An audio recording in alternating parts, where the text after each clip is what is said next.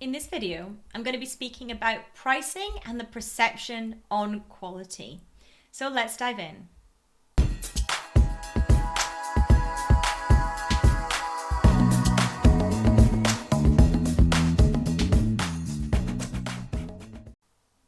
Hi everyone, my name is Annette Ferguson. I am CEO of Annette & Co, a UK-based accounting firm.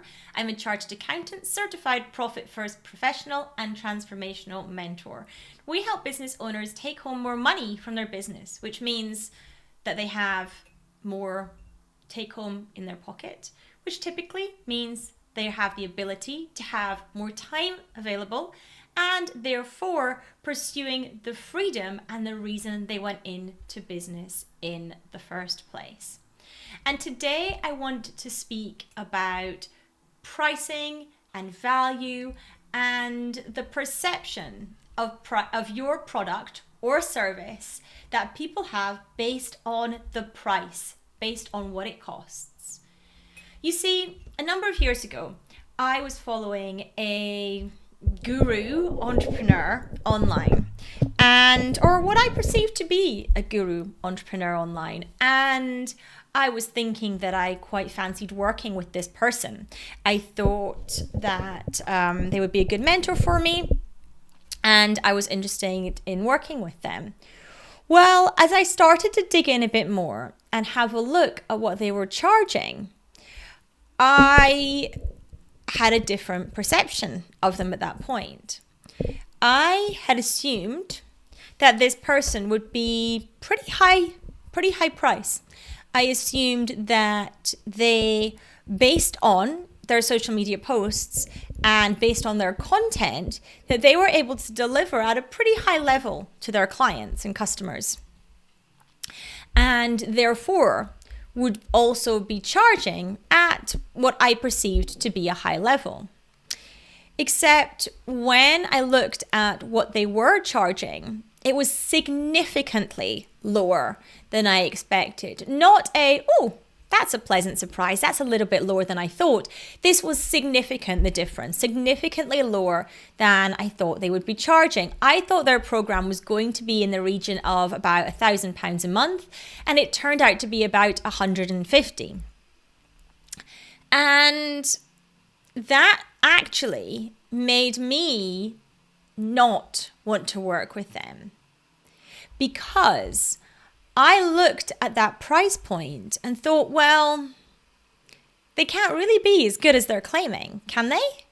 They can't really know all the stuff that they're saying they know, can they? Because they're not charging the amount that I would expect that they should be charging for the things that they say they're delivering and the transformation they say they can give people.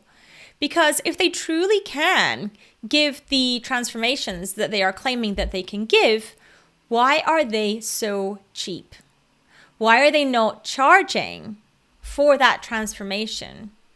Now, it might be that coach had their own money issues and had problems with their own worth, and perhaps that's why they were charging so little.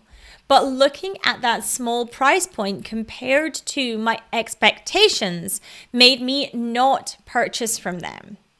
And this is a good lesson in why lowering your prices and being involved in a race to the bottom with pricing is not the way to go. Because I purposefully did not buy from somebody based on their prices being significantly less than I expected. Excuse me. And you'll have people doing that in your market too.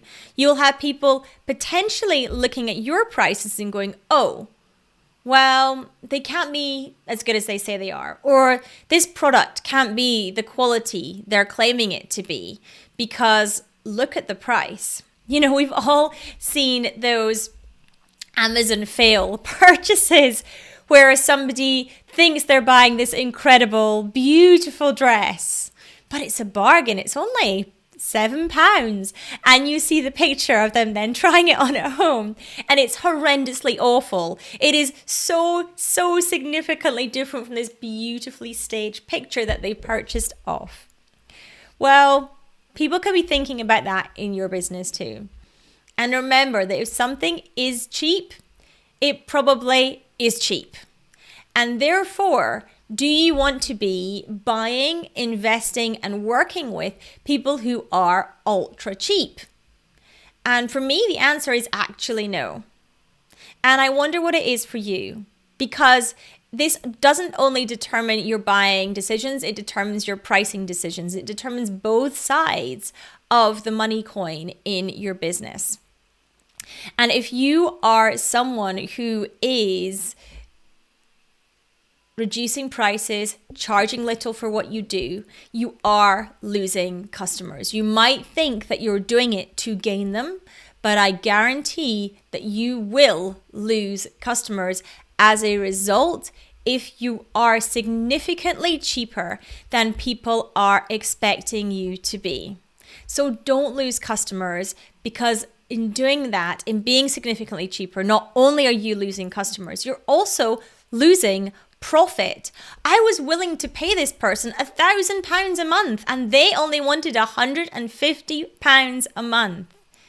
That is a massive profit differential. It's huge. And I was probably not the only person they lost as a result. Now, did they get more people at the 150 price point level? Maybe they did, but did they get 10 more? And then they have 10 people to work with and service rather than one? Which makes more sense? We know the answer. It's a rhetorical question. We know the answer as to which typically makes more sense for 99.9% of businesses. So what route are you going to go down? How are you positioning yourself? And how is your price point lining up to your positioning? Are you repelling people by being too cheap? Are people looking at you and going, well, they can't be all that because look at their prices? Perhaps that's happening in your business.